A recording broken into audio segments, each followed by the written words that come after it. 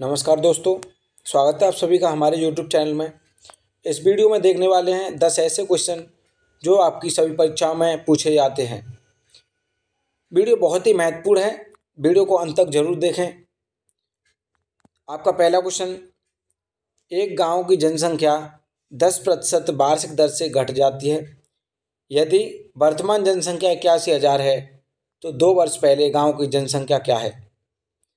तो गांव की कोई जनसंख्या है उसमें 10% वार्षिक दर से घट जाती है, यानी एक्स गांव की जनसंख्या है, इसमें 10% से घट के कितनी हो जाएगी? 90/100। ऐसे ही 2 वर्ष के लिए होगा तो दूसरी वर्ष भी 90/100 बराबर है 81,000 के। इसे सॉल्व करेंगे 2 जीरो से, 2 जीरो 9 नाम 81, 81 का जब भाग इसमें देंगे तो ये हो जाएगा आपका 1000। 1000 को 100 को दूसरी साइड ले जाने पे ये मल्टीप्लाई में जाएगा। इसका 100 से मल्टीप्लाई करेंगे तो एक्स का मान जो निकल के आएगा वो आएगा 1 लाख। ऑप्शन नंबर बी आपका करेक्ट आंसर हो जाएगा। इसे दूसरे तरीके से देखने के लिए देखते हैं। किसी गांव की जनसंख्या 100% है, उसमें से 10% वार्षिक दर से घट जाती है, यानी कि 100% में से 10% घटेगा तो 90%। ऐसे ही 2 वर्ष के लिए होता है तो 100 से 90। इसे जब सॉल्व करेंगे तो ये आपका 10,000 और ये 10,000 से कितना हो जाएगा? 81,000। इसका जो मान दे रखा है वह मान है हमारा 81,000। 2 जीरो से इसे एक रेशियो का मान निकालेंगे, 81 का इसमें भाग देंगे तो 2 जीरो से 2 जीरो 81 से एक बार ये हो जाएगा 10। 10 का जब मल्टीप्लाई 10,000 से करेंगे तो आपका आंसर निकल के आएगा जो आएगा 1 लाख। ऑप्शन नंबर बी आपका करेक्ट आंसर है। उम्मीद करता हूँ आपके अच्छे से समझ आया होगा। अगला क्वेश्चन देखेंगे। रवि 3 घंटे में धारा की दिशा में 60 किलोमीटर तथा धारा की विपरीत दिशा में 42 किलोमीटर तैर सकता है, तो धारा की चाल ज्ञात कीजिए। रवि है वह 3 घंटे में 60 किलोमीटर चलता है, तो 1 घंटे में 20 किलोमीटर चलेगा। 20 किलोमीटर प्रति आवर से इसकी 1 घंटे की है वो चाल है। और धारा के विपरीत चलने पर 42 किलोमीटर चलता है, तो 1 घंटे में कितना चलेगा? 14 किलोमीटर प्रति घंटा। अब यहाँ से देखेंगे रवि की चाल प्लस धारा की चाल वो कितनी है? 20 किलोमीटर प्रति घंटा। और रवि की विपरीत दिशा में चाल, धारा के विपरीत दिशा में कितनी है? रवि की चाल में से जो धारा की चाल है उसे घटा करके वो कितनी है? 14 किलोमीटर। तो इसे जब जोड़ेंगे तो धारा की चाल से धारा की चाल कट जाएगी, तो ये हो जाएगा आपका 2r बराबर 20 और 14 को जोड़ने पर ये 34, 2 से ये कटेगा 17 बार। यह है जो रवि की चाल निकल के आ गई है। रवि की चाल है 17 किलोमीटर पर आवर्स। और इसमें पूछा है धारा की चाल, तो धारा की चाल निकालने के लिए रवि की चाल और धारा की चाल में से रवि की चाल घटा देंगे, तो जब 20 में से 17 जाएगा तो ये हो जाएगा आपका 3 किलोमीटर पर आवर्स। ये धारा की चाल निकल के आ गई है। ऑप्शन नंबर बी आपका करेक्ट आंसर हो जाएगा। अगला क्वेश्चन, एक व्यक्ति की मासिक आय 20,000 रुपये है। वह अपनी आय का 20% खर्च करता है और बाकी की बचत करता है। यदि उसकी आय और खर्च में 10% वृद्धि हो जाए तो उसकी नई बचत क्या होगी? तो एक व्यक्ति की आमदनी है वह 20,000 है, इसमें 20% खर्च करता है। 20% इसका होगा वो हो जाएगा 4,000 रुपये। 4,000 रुपये खर्च कर देता है, तो जो शेष बची है वह आमदनी बचत कितनी है? 16,000 रुपये। अब कहता है यदि उसकी आय और खर्च में 10% वृद्धि हो जाए। अब आमदनी कितनी, 20,000 में 10% की वृद्धि होगी तो ये हो जाएगा 22,000, और खर्च में 10% वृद्धि होने पर ये हो जाएगा आपका 4,400 रुपये। तो उसकी नई बचत पूछा है, नई बचत कितनी होगी। 22,000 में से जब 4,400 घटा देंगे तो जो शेष बचेगा वो बचेगा आपका 17,600 रुपये। ये आपकी नई बचत हो गई। इसे ही थोड़ा और शॉर्ट तरीके से समझने के लिए देखते हैं। आपका जो आमदनी है 20,000 है, 20,000 में से 4,000 रुपये खर्च है, तो जो शेष बच रहा होगा वो कितना बच रहा होगा, 16,000 रुपये। जब आमदनी और खर्च में 10% वृद्धि होती है तो उसकी नई बचत में भी 10% की वृद्धि होगी। तो इसी में 10% जोड़ देंगे इसका, तो 16,000 का 10% जो होगा कितना होगा, 1,600। डायरेक्ट इसमें 1,600 जोड़ने के बाद जो निकल के आएगी वो हमारी नई बचत निकल के आ जाएगी। ये हो जाएगा आपका 17,600। ऑप्शन डी इसका करेक्ट आंसर हो जाएगा। उम्मीद करता हूँ अच्छे से समझ में आया होगा। अगला क्वेश्चन,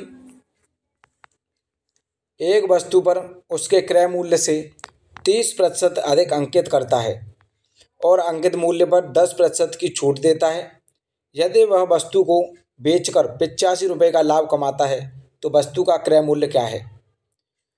तो कोई वस्तु है वह 100% होती है, 100 रुपये की है, उस पर 30% अंकित अधिक अंकित करेगा तो वो हो जाएगी आपकी 130 रुपये की।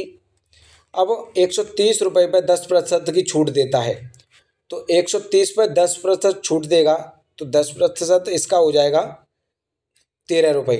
13 रुपये इसमें से घटाने पर यह कितना बचेगा, 117। 117 रुपये की 117% हो जाएगा। इसमें से जो 100% से ऊपर होगा वो हमारा लाभ है, तो 100% से ऊपर कितना है, 17। तो 17 रेशियो का मान है वह दे रखा है हमको 85 रुपये। तो 17 एक रेशियो का मान निकालने के लिए 17 से भाग देने पर ये जो निकल के आएगा ये आ जाएगा 5।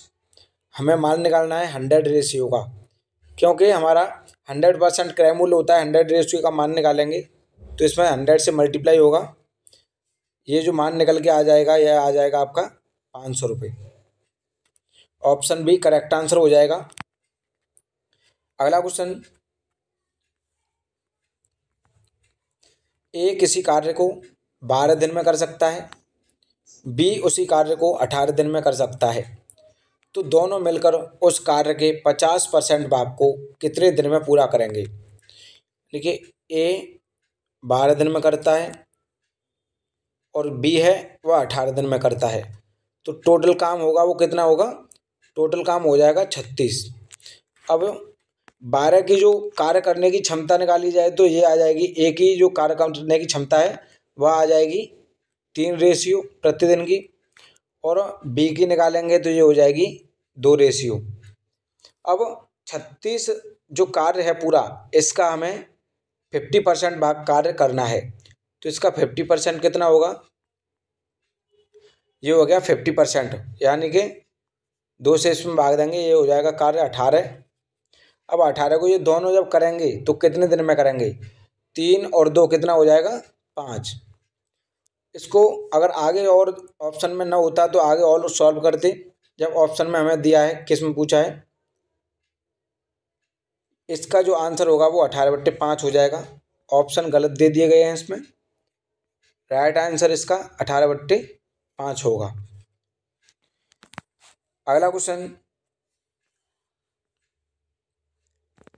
15,000 रुपये की राशि पर 5% वार्षिक साधारण ब्याज की दर से 300 रुपये ब्याज के रूप में प्राप्त करने के लिए कितना समय लगेगा। इसमें समय पूछा है, तो मूलधन हमें दिया है 1500 रुपये, रेट है 5% की 5/100, और टाइम हमसे पूछा है, और साधारण ब्याज दे रखी है हमें 300 रुपये। इसे सॉल्व करेंगे, 2 जीरो से 2 जीरो, 15 से 15 पंजे 75,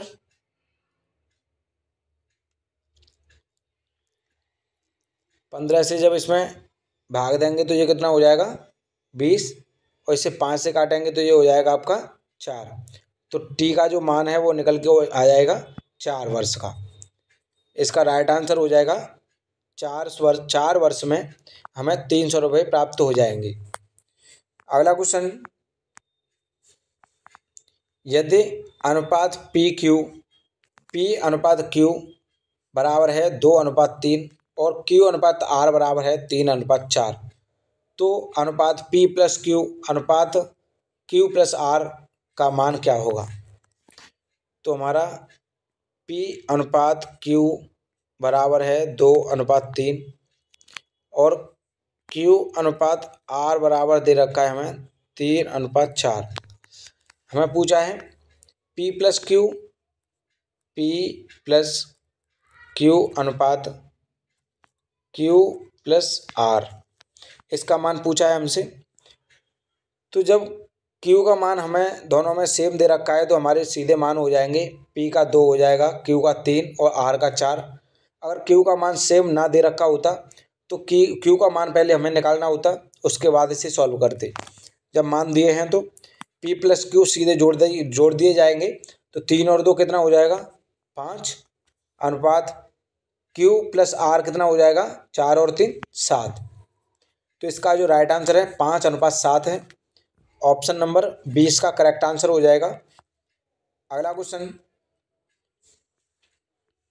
यदि 78523 को 7 से विभाजित करने पर शेषफल क्या होगा? तो 78523 को 7 से विभाजित करके जो आंसर निकल के आएगा वो जो शेष बचेगा वही आंसर है हमारा।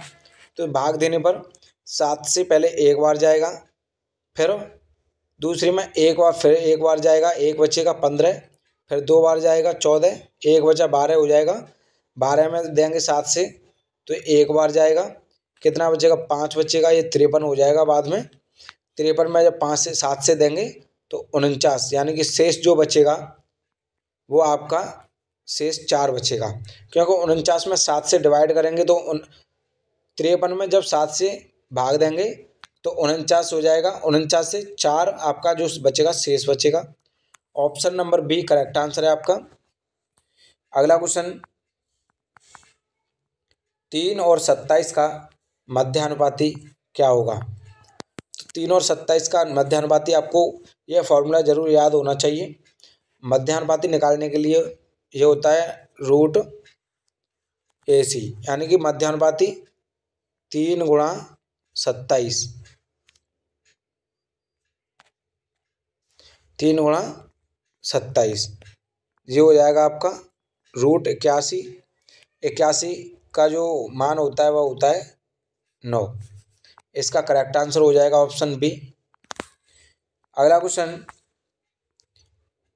P, Q और R एक काम को मिलकर 15 दिन में पूरा कर सकते हैं। P और R उसी काम को पूरा करने में 40 दिन का समय लेते हैं, तो Q अकेला उसी कार्य को कितने दिनों में पूरा करेगा? P, Q और R जो है 15 दिन में पूरा कर सकते हैं, और P और R हमारे ये 40 दिन में पूरा करते हैं। तो टोटल वर्क कितना होगा? वो टोटल काम होगा हमारा 120। 15 से जो एफिशिएंसी निकालेंगे इसकी, 15 से डिवाइड करेंगे इसमें तो ये जाएगा 8 बार, और PQ की निकालेंगे तो ये जाएगा 3 बार। जब PQR में से P और Q का मान निकाल देंगे तो वो किसका बचेगा? मात्र Q का बचेगा। तो 8 में से 3 को निकालेंगे तो कितना बचा? 5। ये 5 है वो Q का मान है, और इसने पूछा है उसी कार्य को Q कितने दिनों में अकेला पूरा करेगा। तो 5 से जब भाग देंगे तो ये जाएगा 24 बार। Q का जो मान आएगा वो आ जाएगा 24 दिन। Q अकेला उस काम को 24 दिन में पूरा करेगा। अगला क्वेश्चन, दोस्तों वीडियो पसंद आई हो तो वीडियो को लाइक कमेंट करके अपने दोस्तों के साथ शेयर जरूर कर देना, और यदि हमारे चैनल पर नए हो तो चैनल को सब्सक्राइब जरूर कर लें।